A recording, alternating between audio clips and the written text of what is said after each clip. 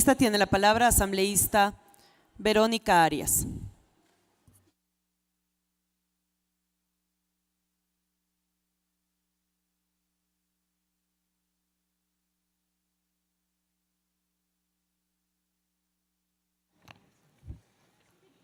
Gracias, señora presidenta, compañeros legisladores. Los parlamentos son la expresión plena de la pluralidad social y la vigencia de la democracia. A través de los distintos representantes de las organizaciones políticas que integran este parlamento y que fueron elegidos por el pueblo en las urnas, se pueden canalizar las distintas demandas ciudadanas y darle respuestas institucionales a través de las leyes que se emiten en el Parlamento y a través de los procesos de fiscalización y control político. En el caso del régimen presidencial ecuatoriano, la relación entre la Asamblea o el Parlamento y el Ejecutivo ha sido, hasta antes de esta última década, una fuente de tensión permanente, donde por lo general los parlamentos causaban situaciones de boicot a la primera autoridad ejecutiva del país que no podía cumplir o viabilizar su plan de gobierno. Y esto conspiraba incluso contra la gobernabilidad y provocaba ciclos de inestabilidad política en nuestro país. Y es precisamente que inspirados en una nueva realidad, en esta nueva realidad que vive nuestro país y que además generará una nueva cultura política en el Ecuador, hoy es nuestro deber como asambleístas, como legisladores, preservar la estabilidad política como condición necesaria para garantizar desarrollo y progreso en nuestro país. Es lamentable que en la última campaña electoral la oposición buscó utilizar la institucionalidad de la primera función del Estado como plataforma política, con el argumento de que no se legisla de forma independiente y que no se fiscalizan las acciones del Ejecutivo. Quiero manifestarles que en este periodo legislativo hemos tratado, en los temas referentes a la aprobación de leyes, de sacar del ordenamiento jurídico ecuatoriano toda forma de exclusión, toda forma de discriminación, toda forma de inequidad. Y en los temas de fiscalización, claro que hemos trabajado, pero siempre teniendo presente que la fiscalización permite enmendar rumbos en la conducción política de las instituciones del Estado, pero bajo ningún concepto la fiscalización puede significar la posibilidad o el espacio para el chantaje, el odio o el revanchismo. La fiscalización permite determinar la acción o la inacción de las autoridades en el cumplimiento de sus funciones, pero eso no implica adoptar decisiones que le corresponden exclusivamente a los órganos jurisdiccionales de nuestro país. Pero como siempre, la realidad termina por imponerse.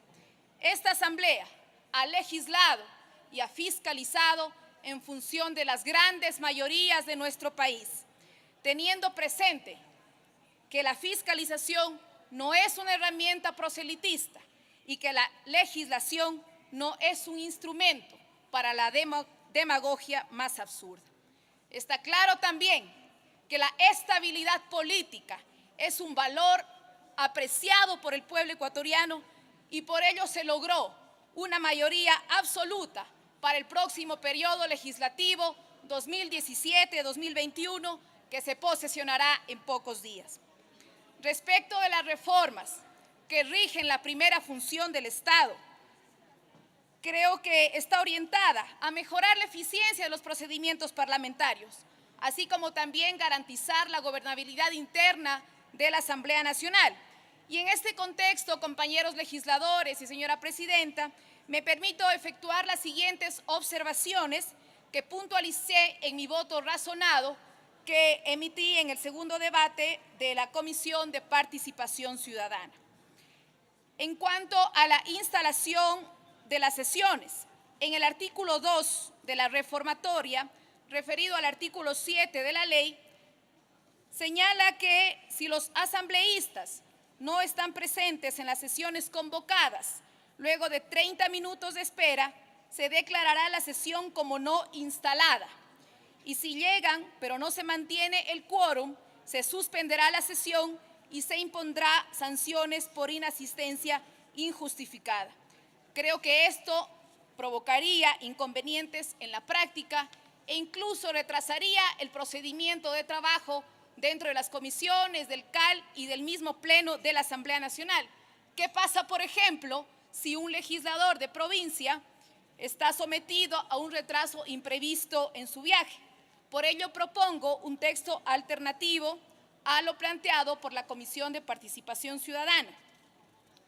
Las sesiones del Pleno de la Asamblea Nacional, del Consejo de Administración Legislativa y de las comisiones especializadas se instalarán con el quórum establecido para el efecto, aun luego de que haya transcurrido un tiempo prudencial desde la hora de su convocatoria, sin que ello implique una falta injustificada sujeta a sanción. En relación a la subrogación de los presidentes de las comisiones. Aquí la comisión ha establecido en el artículo 9 de la reformatoria referido al artículo 27 de la ley que ante la ausencia temporal o definitiva del presidente de la comisión, el reemplazo directo e inmediato será el vicepresidente. Creo que debería mantenerse el artículo vigente para que en caso de ausencia temporal le subrogue el vicepresidente, pero en caso de ausencia definitiva se tendrá que elegir un nuevo presidente o presidenta de la comisión. Por ello propongo el siguiente texto. En caso de ausencia temporal de la presidenta o presidente, será reemplazado por la vicepresidenta o vicepresidente. Y en caso de ausencia definitiva de la presidenta o presidente o de la vicepresidenta o vicepresidente, la comisión elegirá a sus reemplazos. En cuanto a la consulta prelegislativa, el artículo 11 de la reformatoria, referido al artículo 60 de la ley, determina que será mocionada en el primer debate, lo que merece una precisión. Esto significa que deberá establecerse que será mocionada hasta el primer debate, con lo que el texto propuesto es el siguiente. En el caso de que el Consejo de Administración Legislativa, al calificar un proyecto, no haya establecido que haya afectación directa de los derechos colectivos, hasta el primer debate del proyecto, cualquier asambleísta podrá mocionar al Pleno de forma fundamentada la realización de la consulta prelegislativa y de ser aprobada la moción, se aplicará el trámite previsto en la ley.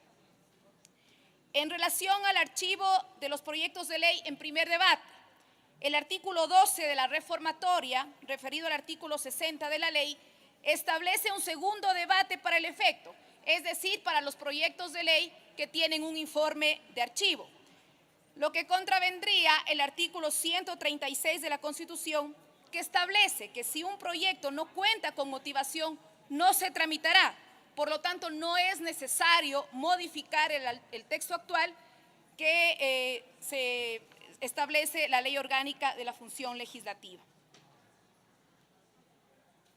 En cuanto al 40% de faltas injustificadas de los legisladores sujetas a sanción, el artículo 49 de la reformatoria del referido artículo enumerado, luego del artículo 166 de la ley, determina que sancionaría primero con una multa del 60% de la remuneración, luego en una primera reincidencia con una suspensión de 30 días sin remuneración y finalmente con la pérdida de calidad de asambleísta en una segunda reincidencia.